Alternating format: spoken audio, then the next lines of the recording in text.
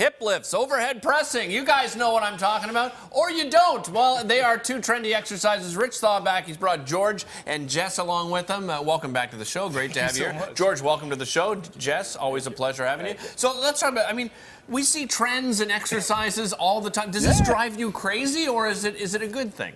It's you know, it's kind of a good thing because it keeps people active and motivated the same way CrossFit did for the whole industry, the same way TRX and BOSU and boxing and spin classes, how they're all the rage and they help people get moving. So it's great. Right. But the one thing I'd love people pay more attention to is how they're doing the exercises. You can run yourself into the ground and sweat better, fantastic. Yeah. But let's make sure like the movements are good first. And you've talked about that before, right? It's the quality of the movement rather than the quantity that's more important. Yeah. Right? So these are two exercises. Okay, what are we looking at? Speaking of quality and quantity, these two exercises I see done all the time.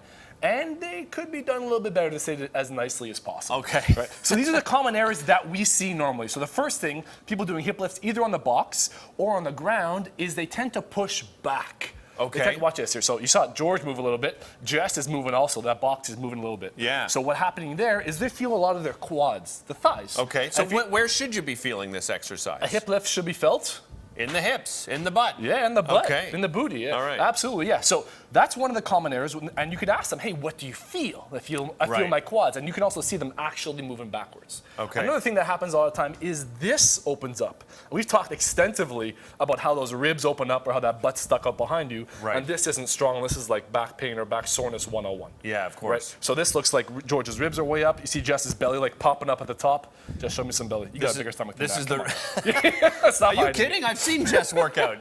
You put him through the best 5-minute workout I've ever seen on this show. 5-minute abs. And the last thing that you could commonly see wrong is the head going back also, which is indicative of like both things. So you're straining the neck, of course, the upper back. Well, actually, just like all of this. Yeah, exactly. Yeah. And a hip lift is for like the butt and the abs. So quick cueing is the heels should be pushing through the floor. Okay. The knees should be normal position. Right. Hip shoulder length. And those ribs are down. Okay. Picking the butt up and hold for, you don't feel it, hold for a second. You feel your butt? Yes. Then okay, good. Then, okay. And then come back down. Then you know it's quality. Exactly. All That's right. a hip lift. Cool. You've got some other exercises you want to talk about today. All right. What do you got next? Shoulder press. So this, again, is a very commonly butchered exercise. You have a kettlebell here. George is one over there. Let's grab one here. All right. So Jess is going to go with a barbell. Barbell is like rigid. Straight up overhead in front of you, Jess. So you want me to try this? Yeah, you're going to try that. All right, okay. So with a barbell, it's very rigid. So that's the hardest variation.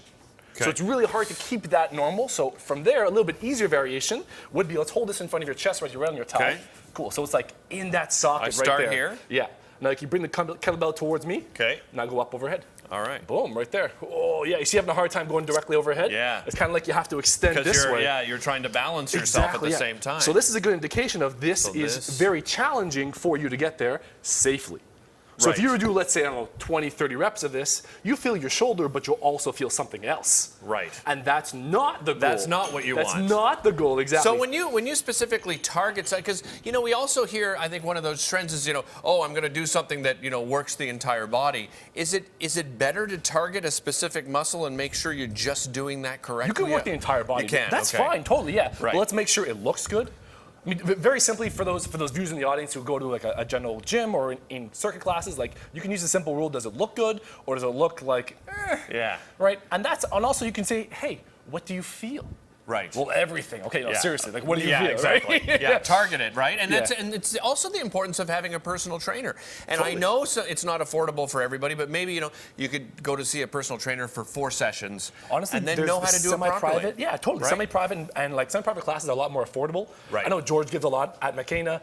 Jess gives a lot with his at the physio facility that he's working at, and I give a lot also. It's more popular, more of like a group class, but you get that like personal training touch and feel. So I definitely suggest that you should do those things. So at least get a group. So what else are we doing here? So Jess before was doing a landmine press with the barbell on the shoulder, against the box, and that's a safer variation because it's not directly overhead.